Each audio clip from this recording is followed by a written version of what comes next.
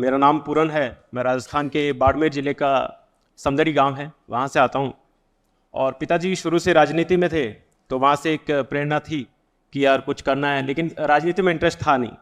वहीं से शुरुआत हुई और फिर मैंने बीटेक किया है इलेक्ट्रॉनिक्स में। और वहाँ से फिर मैंने सोचा कि आईएएस की तैयारी स्टार्ट करते हैं। तो शुरू में ये था कि यार इंग्लिश मीडियम से ही सिलेक्शन हो रहा है, सबका ये था कि यार हिंदी माध्यम से सिलेक्शन नहीं हो रहे। तो मैंने 2 अटेम्प्ट शुरुआती जो थे वो मेंस जो है इंग्लिश मीडियम में ही दिए, लेकिन पता चल गया इंग्लिश में होगा नहीं भाई।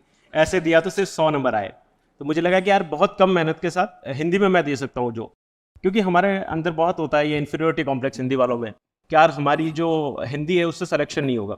लेकिन मैं बता देता हूँ कि 2 बार जो पिछले मैंने मेंस दिए है वो दोनों हिंदी से दिए, इंग्लिश से स्विच करके, और दोनों में मेरा इंटरव्यू कॉल हुआ है और इस बार तो सिलेक्शन भी हुआ है। तो आपको कहीं पे भी ये इन्फीरियोरिटी कॉम्प्लेक्स नहीं रखना है कि यार हिंदी माध्यम से लोग चयनित नहीं हो सकते।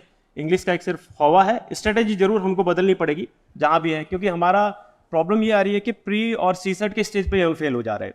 तो जब मेंस देंगे ही नहीं तो सिलेक्शन होगा ही नहीं। तो बाकी तो विकास सर समझाते रहते हैं। इस बार बहुत सारे जो अलग अलग क्रांतिकारी इनिशिएटिव सर ने लेना चाह रहे थे कि यार हम लोग ज़्यादा सिलेक्शन बढ़ाएंगे, लेकिन ठीक है वो प्रीलिम्स ही इस बार इतना ड्रास्टिक था। सीसेट में तो मैं आया तो मैं तो फेल मान लिया था, मतलब घर से फोन आया कि कैसा हुआ एग्जाम।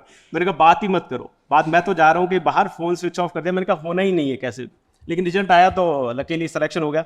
ये सारी डेस्टिनी की बातें होती है, जो लिखा हुआ है वो होगा ही। और अच्छा लगा सर, इस बार फाइनली पहुंच गया हूँ। तो रैंक मेरी 885 है, लेकिन जो भी एक बार अंदर घुसने की फीलिंग भी बहुत अच्छी होती है। मुझे लग रहा है कि हम सफल हो जाते हैं तो पीछे के सारे संघर्ष जो है हमारे जो है वो कामयाब हो जाते हैं। घर वालों की खुशी देख के, फ्रेंड सर्कल विशेष रूप से, जब हम असफल होते हैं तो हम अकेले होते हैं। तो मैं कई बार जब फेल हो गया था पिछली बार 21 में, तो मेरे साथ मनोहर दान जी सारन थे जिन्होंने फर्स्ट अटेम्प्ट में इंटरव्यू दे रखा था। तो हम दोनों ही फेल हो गए। अब क्या करें, लास्ट 4 दिन बाद ही प्रीलिम्स का एग्जाम था, तो कुछ समझ में नहीं आता है क्या किया जाए। मतलब एक तो पढ़ते भी नहीं है, सबको लगता है जब इंटरव्यू दे रहे होते हैं सबको लगता है यार इस बार सिलेक्शन हो ही जाएगा, इस बार तो फोड़ देंगे, लेकिन रिजल्ट आया नॉट फाउंड। तो फिर हम लोग यहाँ से जयपुर गए वापस प्रीलिम्स का एग्जाम देने। तो ऐसा लग रहा था कि यार जीवन खत्म हो गया है, ऐसा लग रहा था कुछ भी नहीं हो पाएगा यार, क्या करेंगे। फिर से इतनी उम्मीदें थी घर वालों की, सबकी। तो फिर वापस एक तो बार तो दिल्ली से मैं छोड़ के चला भी गया, लेकिन फिर से दोस्त आपके इसीलिए महत्वपूर्ण। मैं ये चीज़ इसलिए बताना चाह रहा हूँ कि आपकी लाइफ में मोटिवेशन होना बहुत ज़रूरी है। दोस्तों ने, फैमिली ने बहुत सपोर्ट किया उन लोगों ने, यार कि क्या हो गया, मतलब फेल ही तो हुए हैं, लाइफ खत्म नहीं हुई है, तो फिर से आओ, फिर से ट्राई करो। उन लोगों ने मेरे लिए यहाँ पे रूम अरेंज किया, सारी प्रॉब्लम्स थी, खाने का बोला भाई तुझे कुछ नहीं करना, तू तैयारी कर चुपचाप, बाद में निकलेगा, इस बार वापस तैयारी के साथ दे।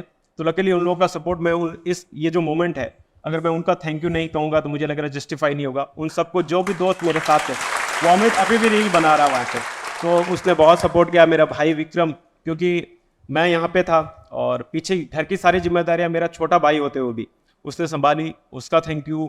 मेरे मम्मी पापा जिन्होंने सपोर्ट, मतलब मम्मी पापा तो सबके सपोर्ट करते हैं, वो अनवेवरिंग फेथ आप में दिखाएंगे। आप गलत कर लोगे, उनको पता है नहीं भी पढ़ रहे, वो बोलेंगे नहीं मेरा बेटा हो जाएगा, वो हो जाएगा, तू बस पढ़ता रहे। तो उन लोगों ने जितना भी सपोर्ट किया है उन सबको थैंक यू, जिन लोगों ने भी। और फिर से एक बार ट्राई करेंगे, सर ने कहा है कि भाई यहीं पे रुकना नहीं है, इस बार फिर से मेहनत के साथ, नई स्ट्रेटजी के साथ तैयारी करनी है, रैंक इंप्रूव करना है। और थैंक यू दृष्टि का जो मेंटरशिप प्रोग्राम था उसको भी मैं कहना चाहूँगा, हम सब लोग उसी में थे, तो उसने राइटिंग स्किल्स में, मेंस प्रोग्राम में बहुत हेल्प किया। सर का जो है इनपुट हर स्टेज पे मिलते रहे। और आपके लिए, क्योंकि यहाँ तो अल्टीमेटली तो आप पढ़ाई करने आए हो, तो हर और स्ट्रेटेजी आपकी पढ़ाई से रिलेटेड ही होनी चाहिए। बाकी सारी बातें होगी, मैं बोलूँगा वो भी लाइफ का इंपॉर्टेंट पार्ट है, लेकिन अगर आप पढ़ाई नहीं करेंगे और उसकी स्ट्रेटेजी में इंप्रूव नहीं करेंगे तो हर बार रिजल्ट वही सेम आएगा। तो मैंने पिछली बार के स्ट्रेटेजी थी उससे इम्प्रूव किया, तो इस बार रिजल्ट थोड़ा बदला है। इस बार और सर कुछ बताएंगे या जो भी होगा उससे और इम्प्रूव होगा। और लास्ट में यही कहना चाहूँगा कि 1000 बर्फ गिरे, लाख आंधियाँ आए, वो फूल खिल के रहेंगे जो खिलने वाले हैं। तो कोई भी परिस्थिति आए, आपको हिम्मत नहीं हारनी है, सीरियसली रहना है, साथ में साथ लाइफ को एंजॉय भी करना है। ठीक है, आईएएस कोई ड्रीम मत, ऐसा नहीं है कि सिर्फ आईएएस ही लाइफ है। आपको खुद को हौसला बनाए रखना है, चीज़ें करनी है।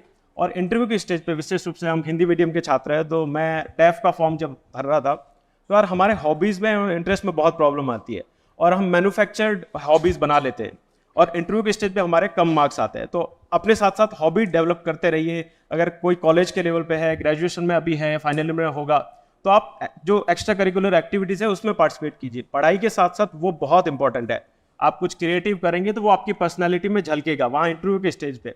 और हम प्री और मेंस तो पास कर जाते हैं, लेकिन इंटरव्यू की स्टेज पे जाते ही हम सब लोगों का कॉन्फिडेंस चेहरे पे दिखता है और वो बोर्ड को साफ नजर आता है कि यार ये डरे हुए लोग आ रहे हैं। हमको डरना बिल्कुल भी नहीं है, अपने आप को ऐसा बनाइए, जो भी स्किल है आपकी, कैसे भी स्किल हो। इनफैक्ट जो मेरे जो फ्रेंड थे मनोज दास जी, उनकी स्किल थी कैमल राइडिंग। तो मतलब जो भी आप गांव की आ रहे हैं, जैसे भी आ रहे हैं, जैसे भी स्किल है उसको डेवलप कीजिए, लाइफ को थोड़ा डाइवर्सिफाई कीजिए, तनाव कम होगा उससे। तो यही चीज़ें थी ना, मुझे लगता है कि बाकी ऑल द वेरी बेस्ट। इस बार आप प्रीलिम्स सब लोग देने वाले होंगे अपने हिसाब से। अच्छा, अगले साल देंगे, तो अगले साल के लिए आपको ऑल द वेरी बेस्ट। बाकी कोई भी दिक्कत है सर आपके लिए खड़े हैं sir. Thank you so much.